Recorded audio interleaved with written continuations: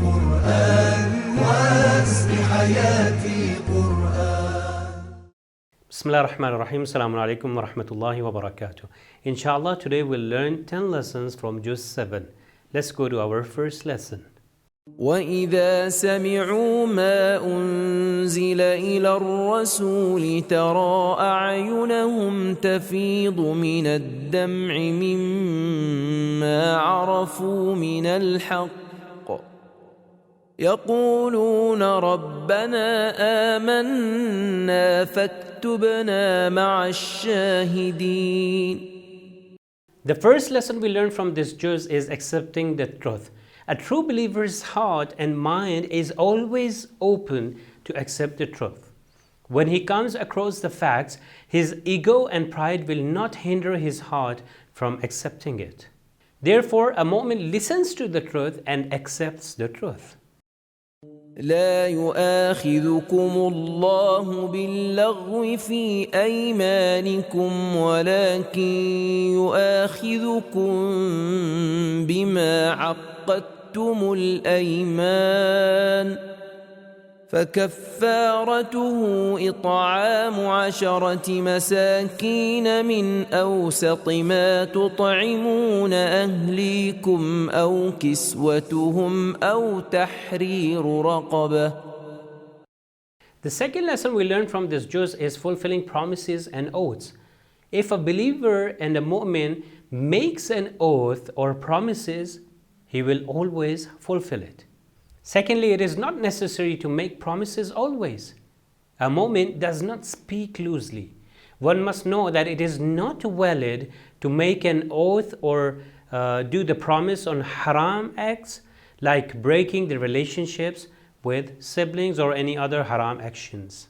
يا أيها الذين آمنوا إنما الخمر والميسر والأنصاب والأزلام رجس من عمل الشيطان فاجتنبوه لعلكم تفلحون. The third lesson we learn from this juz is abstaining from intoxication and gambling. In the next verse, Allah subhanahu wa ta'ala says that there are 3 goals of shaitan. Number 1, creates conflict between believers. Number 2, makes one unmindful of his prayers. By engaging a person in different intoxications and addictions like wine, music, gambling, etc., people become unmindful of prayers and Allah's remembrance. وَإِذَا قِيلَ لَهُمْ تَعَالَوْا إِلَى مَا أَنزَلَ اللَّهُ وَإِلَى الرَّسُولِ قَالُوا حَسْبُنَا مَا وَجَدْنَا عَلَيْهِ آبَاءَنَا أَوَلَوْ كَانَ آباؤُهُمْ لَا يَعْلَمُونَ شَيْئًا وَلَا يَهْتَدُونَ. The fourth lesson we get from this juz is refrain from blindly following an ideology. When people are advised against about something, they say that since their ancestors did it, they will also follow it. Quran on this context questions that if your fathers and grandfathers were on the wrong path, would you also continue the same path that will lead you astray?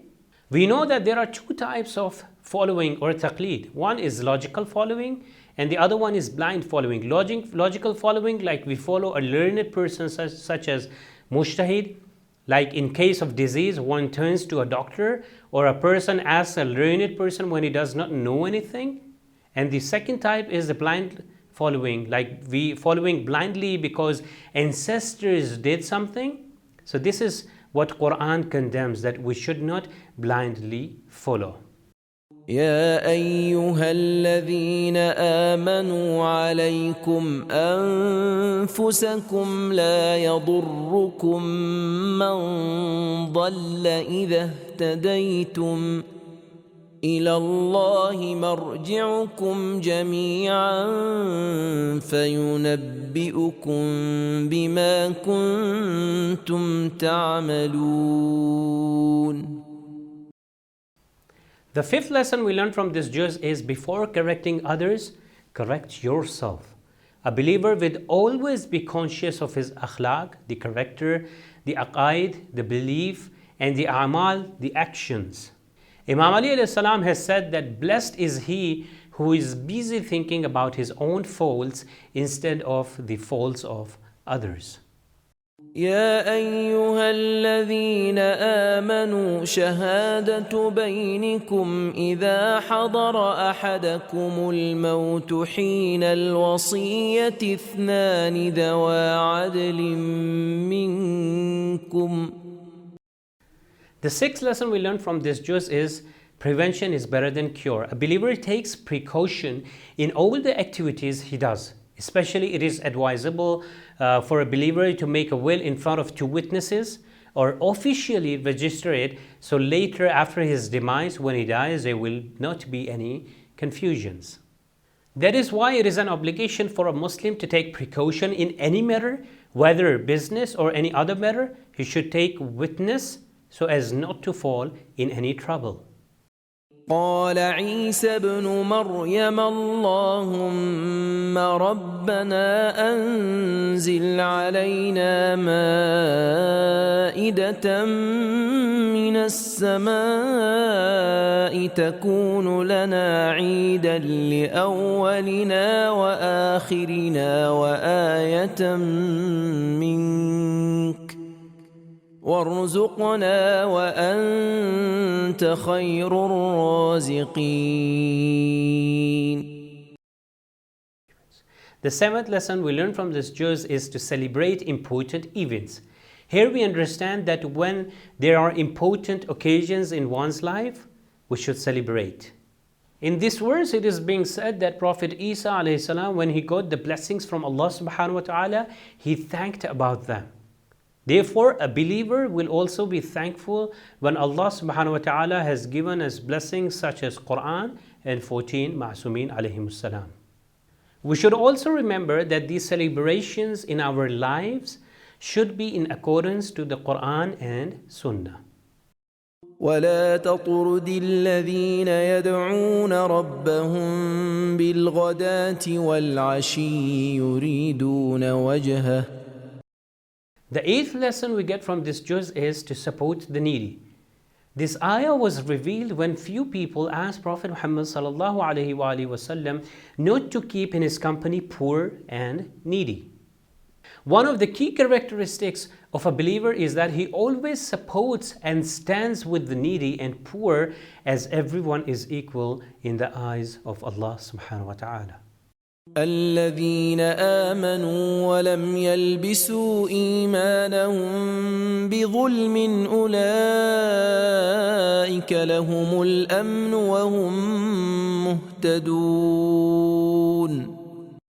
The ninth lesson we learn from this juz is feel secure under the banner of Islam and refrain from injustice. A believer always has a sense of peace and harmony with him because he knows that in any matter Allah subhanahu wa ta'ala is always with him. Abu Basir asked Imam Sadiq alayhi salam about this verse. Imam said, here zulm means shak, doubt. Therefore we understand that a believer never doubts about his belief and trusts in Allah always. ولا تسبوا الذين يدعون من دون الله فيسبوا الله عدوا بغير علم. The last lesson we get is respecting sacred things of other schools of thoughts. Allah subhanahu wa ta'ala has advised the mu'mineen not to degrade deities or gods of other religions. Why? Because if we do so, they will also degrade our God out of revenge. If we want to criticize, we should debate with knowledge and with respect. The gist of a beautiful hadith from Imam Rada alayhi salam, where he says that without doubt, if people come to know about our teachings, they will begin to follow us. Therefore, we should try to spread the teachings of Ahlul Bayt alayhi salam. These were the 10 lessons. Inshallah, we'll come again with the next 10 lessons of the next juz. Till then, wassalamu alaikum wa rahmatullahi wa barakatuh. رحمن يا رحمن ساعدني يا رحمن اشرح صدري قرآن، املأ قلبي قرآن، واسق حياتي قرآن.